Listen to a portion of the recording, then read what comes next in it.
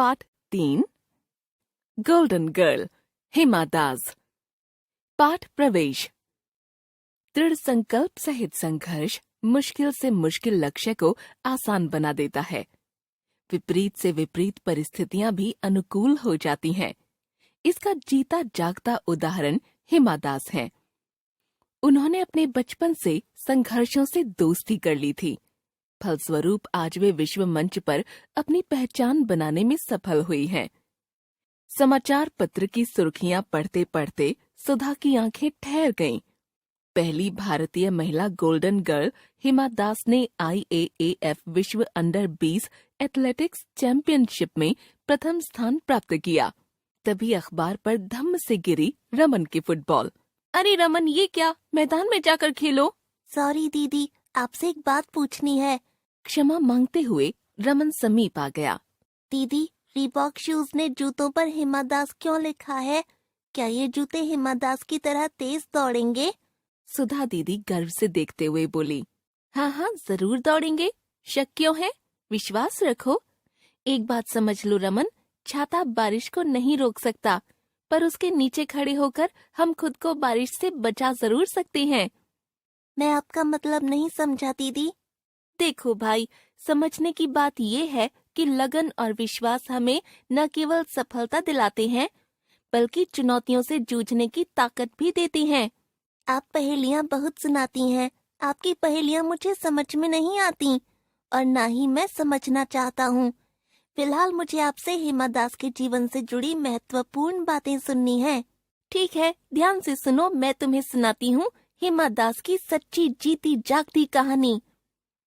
यदि आप में धीरज है, दृढ़ता है, आप लक्ष्य के प्रति गंभीर हैं और उसे हासिल करना चाहते हैं, तो कोई उम्र, कोई नियम या कोई मुश्किल आपका रास्ता नहीं रोक सकती। हिमा असम राज्य के नगांव जिले के छोटे से गांव ढिंग में पैदा हुई। इनके पिता रणजीत दास चावल की खेती करते हैं। माँ जोनाली दास घर संभालती हैं। ये अपने सभी भाई बहनों में सबसे छोटी हैं। बचपन से ही हिमा का झुकाव खेलों की ओर था। वह गांव के स्कूल में लड़कों के साथ फुटबॉल खेलती थीं। वह भागते भागते कभी थकती नहीं थीं। सब उन्हें ढिंग एक्सप्रेस कहकर पुकारते थे। रमन बड़े ध्यान से दीदी की बातें सुन रहा था। पर हिमा दास तो रेसर है ना दीदी। उन्होंने 400 मीटर दौड़ में IAAF वर्ल्ड एथलेटिक्स चैंपियनशिप में प्रथम स्थान प्राप्त किया था ना? हाँ रमन, हिमा को रेसर बनने की सलाह सबसे पहले जवाहर नवोदय विद्यालय के फिजिकल एजुकेशन के टीचर ने दी, तो हिमा ने अपना ध्यान दौड़ की ओर लगाया। यद्यपि रनिंग ट्रैक की सुविधा उस समय उपलब्ध नहीं थी, अतः ये दौड़ का अभ्यास फुटबॉल के मैदान में ही करती थीं।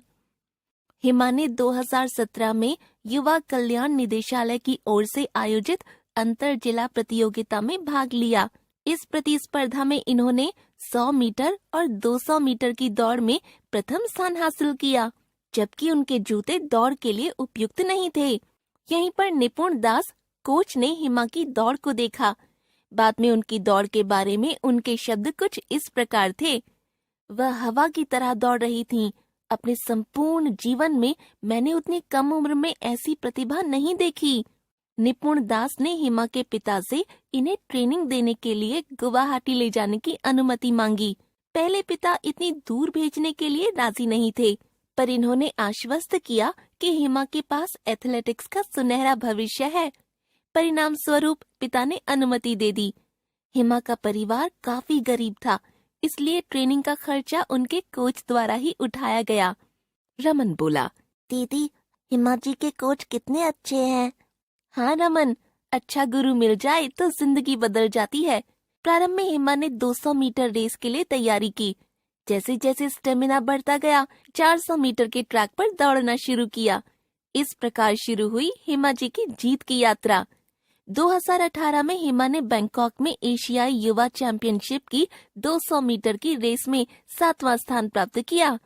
फिर इन्होंने ऑस्ट्रेलिया के गोल्ड कोस्ट में राष्ट्रमंडल खेलों में भाग लिया, पर वहां अच्छा प्रदर्शन नहीं कर पाईं।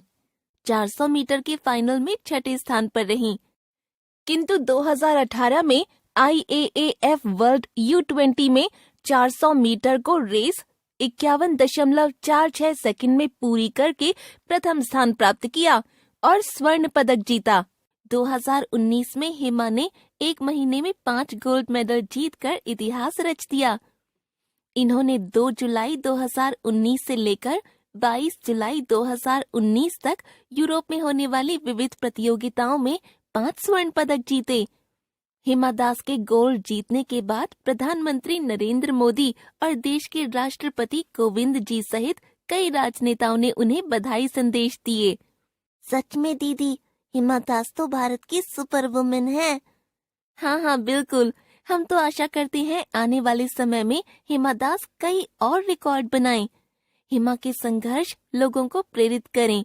रमन, सिर्फ सपने मत देखो, अपनी आंखें खोलो और अपने सपने को जीने के रास्ते खोजो।